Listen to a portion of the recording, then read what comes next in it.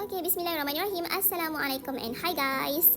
Okay, so in this video I will cover chapter 8.1. Okay, saya akan cover beberapa page sahaja, tak banyak sangat pun. So please watch this video until the end and make sure to complete your lecture notes. Okay, tak ada masa dah ni guys. Korang memang kena laju, kena efficient, jangan buang masa. Okay? Alright, so chapter ni penting sebab apa? Sebab dia akan diuji in your PSPM1. So dia ada dekat part A and also part B. Dua-dua part akan ada chapter 8. Okay, dua-dua part akan ada chapter 8. Okay, so let's start with 8.1 limits. So before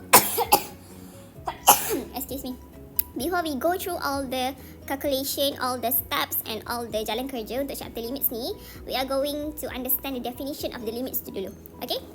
Okay, so apa limits tu actually? Apa yang saya nak highlightkan dekat sini is limit adalah actually kita bukan interested dekat value of fx when x equal to a. Bukan, kita bukan nak tahu nilai y bila x equal to a, tapi kita interested dengan the behavior of the fx bila x makin dekat dan lagi dekat dengan value of a. Okay, so kita tengok contoh. Okay, so let's say this will determine the limit of this function. So this is the function, this is our fx. So this will cari limit of our fx bila x kita approaching 0, mendekati 0. Okay, so kita tengok daripada graph. Okay, we can see from the graph. So this is the graph quadratic. This is our fx. Okay, so bila awak tengok value dia, so let's say we start from positive infinity, our x. Okay, so nilai dia bila kita masukkan dalam function kita, kita akan masukkan, dapatlah value ini kan. Okay, for example, as you can see from here, so let's say nilai x kita adalah 0.5, 0.25, 0.01. So bila kita masuk nilai x ini ke dalam function kita, the value of y gonna be makin kurang. Nilai dia makin kurang sampailah dekat 0, nilai dia exactly 1. Okay, sama juga daripada left side. So we insert the value here and here. So semakin kita masukkan value dia, semakin x kita mendekati nilai 0, and then nilai y kita pun makin berkurang sampailah ke 1. Okay, so maksudnya dekat sini daripada graf ni, what you can see is bila x kita, nilai x kita daripada positive infinity, dia mendekati nilai x equal to 0. Okay, daripada kanan and also daripada kiri, bila x kita mendekati nilai x equal to 0, apakah limit dia atau apakah nilai y dia? Nilai y dia adalah 1. Okay, itu maksud dia. Okay, daripada graf. So semakin kita mendekati nilai 0 daripada kanan ataupun kiri of this function, nilai y kita ataupun nilai fx kita akan mendekati nilai 1. So bila dia exactly 0, nilai y dia adalah 1. Okay, sebab itu jawapannya dekat sini, when x approach 0 for this function, the answer gonna be 1. Okay, so ni this is the definition untuk limit and saya tunjuk daripada graph. Okay, so the conclusion here dekat sini dia bagi tahu, the closer x gets to the value of 0, either from the right or from left hand side, the closer the value of y or fx comes to 1. Okay, alright, so ni daripada graph. Okay, so how about calculation? Macam mana nak tulis jalan kerja dia? So jalan kerja dia mudah sahaja. Okay, basically what you gonna do is, if we are given this question, awak hanya perlu substitute sahaja nilai x tu ke dalam function. So this is x approaching 0, so you're gonna substitute 0 here. So 0 square plus 1. So you get 1 as your final answer, which is the same lah as before. Okay, 1 and this is 1 from the graph. Okay, alright, so what I want to highlight here is, dekat sini, when you already substitute the limit, ataupun awak dah substitutekan nilai x tu, don't write limit at the front. Jangan tulis limit dekat depan. So take note dekat situ, do not write limit if already substitute value.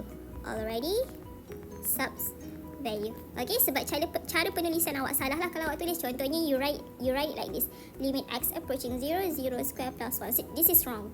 Okay, make sure when you already substitute the limit, you don't write the limit anymore. Okay? Okay, moving on to properties. So for properties, there are 7 of them.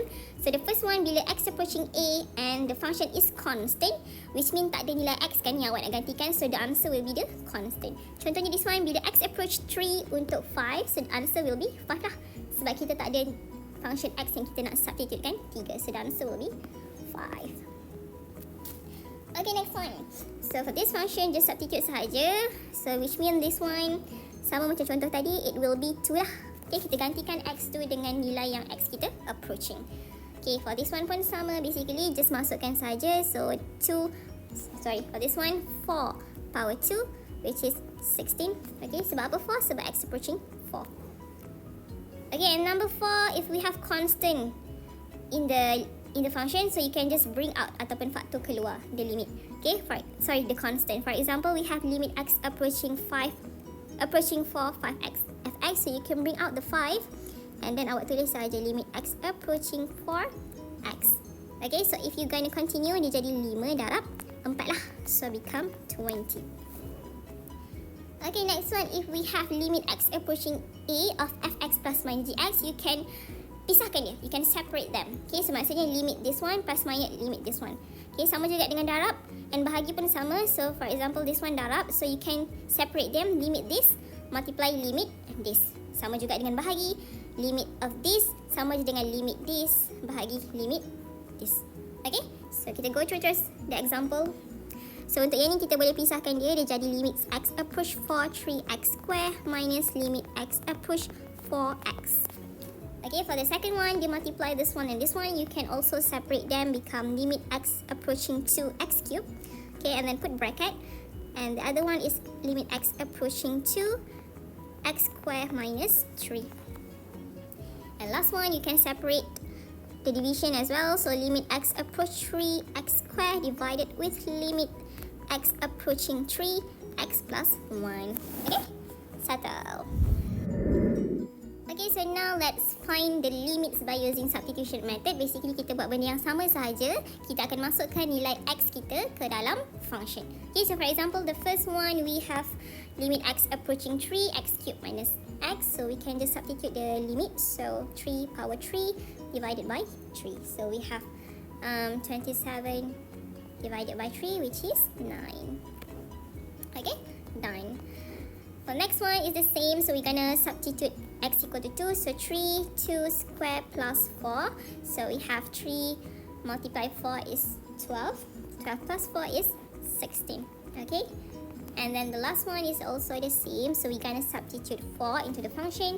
So we have 2 multiply 4 minus cube root of 2 multiply 4. So we have 8 minus cube root of 8. So cube root of 8 is 2. So 8 minus 2 is 6.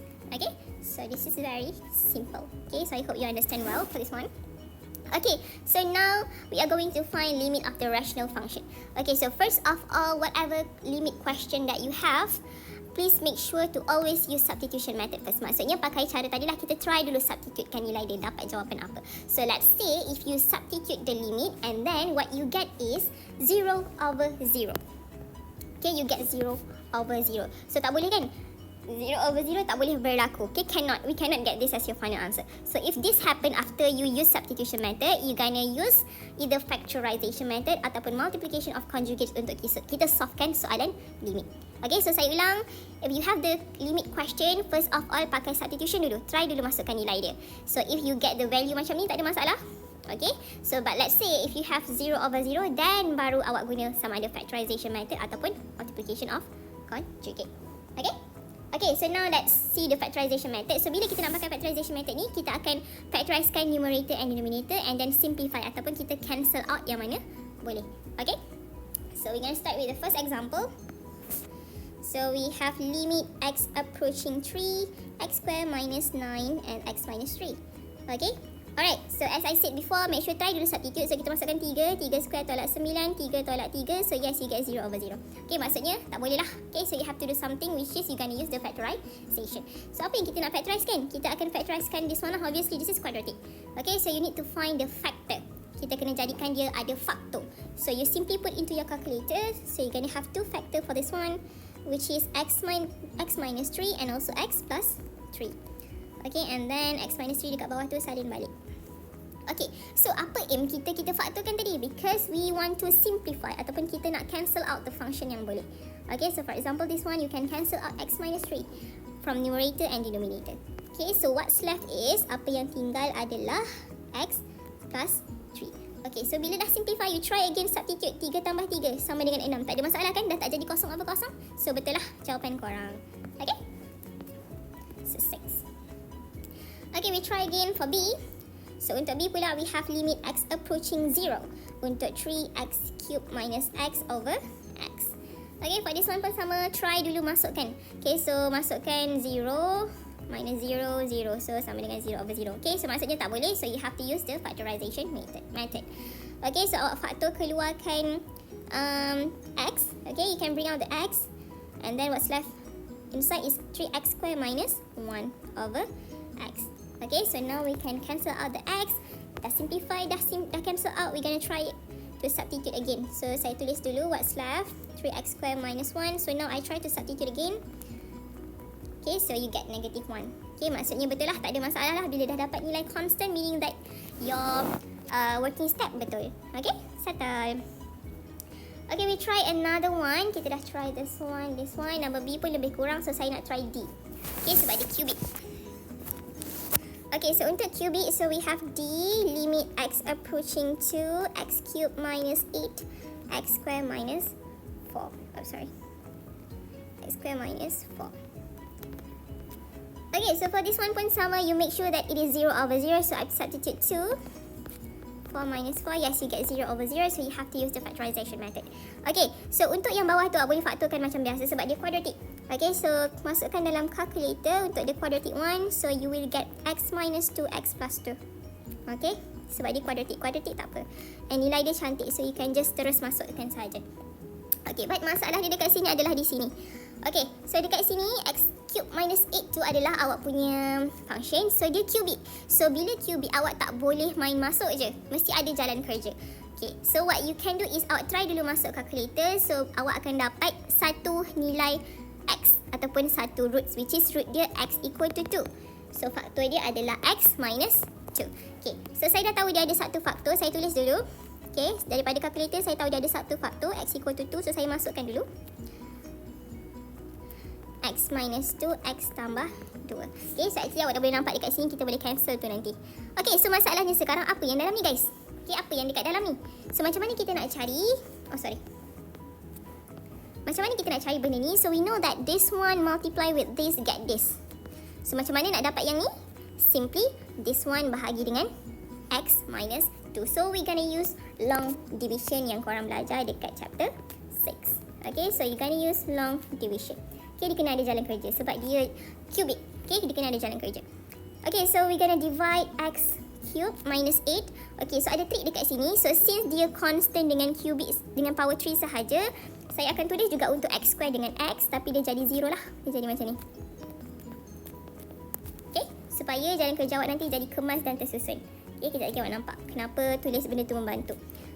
Okay, so kita akan bahagi dengan x minus 2. Okay, we're gonna divide with x minus 2. So saya harap semua masih ingat macam mana nak bahagi. Okay, kita akan bahagi dengan depan sekali. Depan sekali dengan depan sekali. So we get x square. So saya letak atas x square. Okay, we gonna multiply. Saya darab semula, dia jadi x kuasa 3 tolak 2 x square. Okay, now remember the operation is minus. So ni hilang, kosong tolak 2x square is positive 2x square. Okay, so tak ada apa-apa yang nak diturunkan dekat sini, biar je. Yang ni nanti dulu. Okay, so kita bahagi lagi 2x square bahagi x. We're gonna get positive x. Sorry, positive 2x. And then we multiply again. This one darab ni, so jadi 2x square minus 4x. 2x square minus 4x. And remember the operation is minus. Okay, so this one hilang, this one kosong. Kosong tolak 4 jadi positive. So 4x. And then now you bring down the 8. Minus 8. Okay, so boleh bahagi lagi ke tak? Boleh, sebab degree dia masih sama. Yang tak boleh bila degree dekat sini less than degree the divisor. Okay, so I divide, I get positive 4. So multiply back, so we have 4x minus 8. So you get 0. Okay, sepatutnya memang dapat 0. So apa yang kita nak letak dekat sini adalah benda ni. Sebab this one darab x minus 2 dapatlah x cube tolak 8. Okay, so I'm gonna put the quotient in the function. Tak boleh. Sekejap. Number 4. Okay. And then kita boleh cancel x minus 2 tadi. So what's left is limit x approaching 2. X square plus 2x plus 4x plus 2. Okay. So bila sudah simplify, we try again. We try to substitute the limit. Okay. Either we still get 0 over 0 or not. Okay, so we get 12 over 4, which is 3. Settle. Okay, that's how you use the factorization method. Okay guys, so kita masih dalam case yang mana if you get 0 over 0 as your final answer, you need to do something. So tadi kita dah belajar factorization, so we have another method which is we're going to use multiplication of conjugate. Okay, so when we're going to use this method is when the question is related to cert. Okay, related dengan cert. So basically apa yang kita akan buat, kita akan rationalize. Okay, rationalize.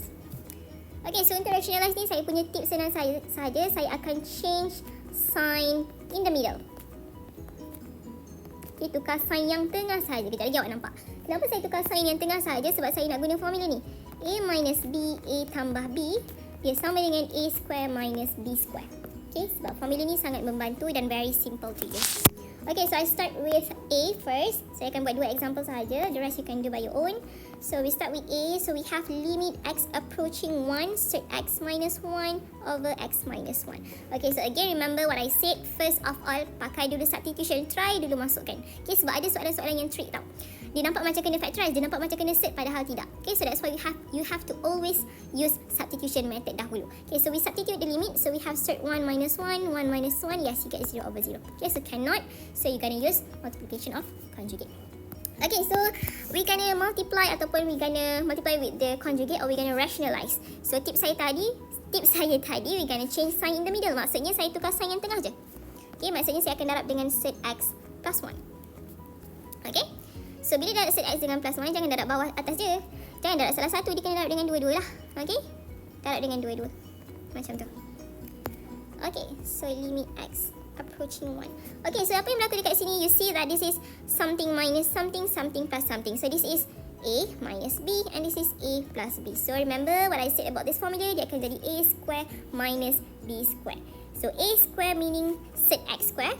Set x square adalah x and then minus B awak adalah 1. 1 square adalah 1. Okay, so that's what you get from the multiplication at the numerator.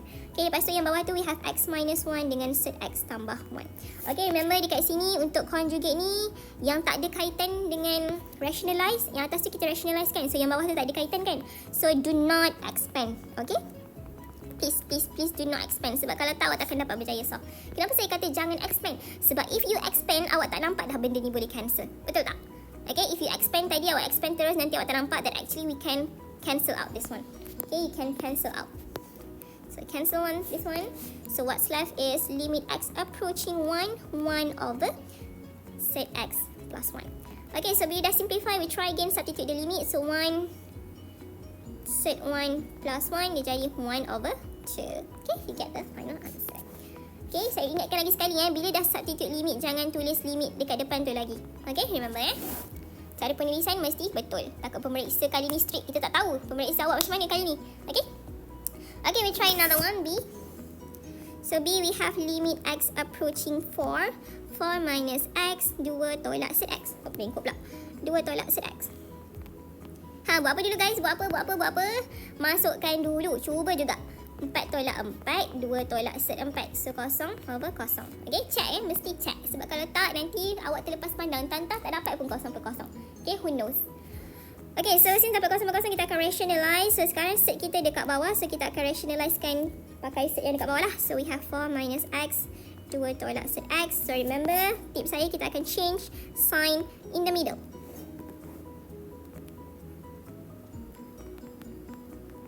Change sign in the middle. Okay, and yang atas tu jangan expand. Remember, do not expand. So we have 4 minus x multiply 2 plus x at the top. Excuse me guys. And then yang bawah tu we have a minus b multiply a plus b, dia jadi a square b minus b square. So a adalah 2, b adalah set x. Excuse me. So a square maksudnya 2 square. 2 square adalah 4. Tolak b square adalah set x square. Set x square adalah x. Oh my god. Sorry guys. So kita dapat apa tadi? Kita dapat 4 minus x. Okay, so we can cancel out dengan yang atas. So what's left is, saya suka tulis balik. Okay, sebab kadang-kadang saya careless, saya tak nampak apa yang tinggal. So saya tulis balik, and then baru saya gantikan nilai. So 2 plus 4, 2 plus 2 is 4. So 4 is your final answer. Settle. So this is how you use the multiplication of conjugate. Okay guys, so now we are at the last part of the video, which is we are going to find one-side limits. Okay, so before ni korang jumpa constant kan, constant biasa dekat sini kan. But now we are going to find the limit untuk yang ada simbol negative and plus dekat atas tu. Okay, so apa maksud dia sebenarnya? So if we have minus dekat atas constant tu, actually they indicate X approach nilai A from left side. Okay, kalau ada negative. And kalau ada positif pula dekat atas tu, maksudnya X kita approach A from right. Okay, so mari saya tunjuk contoh macam mana nak cari limit ni pakai graph. Okay, limit daripada kanan dan kiri daripada graph. Okay, so let's say we have constant A dekat sini. So kita nak cari limit ataupun nilai fx dari kanan dan kiri. So ni kita punya x, so ni kita punya fx. Okay, so first kita nak cari limit fx ataupun nak cari nilai y bila x approaching A daripada kiri. Okay, so daripada kiri kita ada this graph kan. So apakah nilai untuk graph ni bila x dia equal to A? So nilai y dia adalah 1. Okay, that's why we get 1 over here. Okay, how about daripada kanan pula? Kejap guys, betulkan tu. So this is A from right. Okay, so yang ni pula dia kata kita nak nilai y ataupun nilai fx bila x approach A daripada kanan. So daripada kanan sini kan. So this is from right, we approach A. So ni function kita. Okay, so what is the value of this function ataupun apakah value y ataupun fx when our x equal to A? The answer is 3. Okay, that's how you get 3 over here.